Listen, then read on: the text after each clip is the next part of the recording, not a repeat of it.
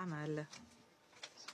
سوف يبدأ مجلس الأمن الآن نظره في البند الثاني من جدول الأعمال، وأود أن ألفت انتباه أعضاء المجلس إلى الوثيقة رامز S على 2025 على 612، والتي فيها تقرير الأمين العام عن الحالة في الصحراء الغربية.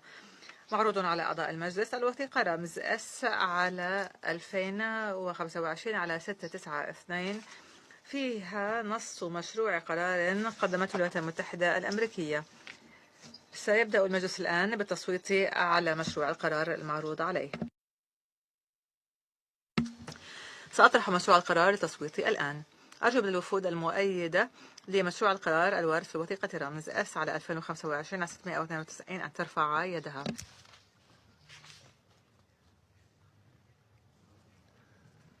Против. المعارضة. Воздержавшиеся. الممتنعة.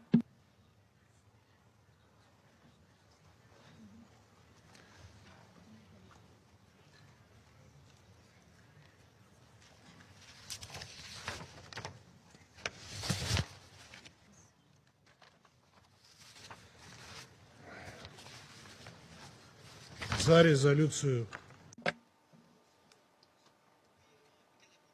11 صوتا مؤيدا، ما من أصوات مؤيدة و3 وفود امتنعت عن التصويت. أحد أعضاء المجلس لم يشارك في التصويت، وبهذا يكون مشروع القرار قد اعتمد وسيصدر كالوثيقة كالقرار 2797.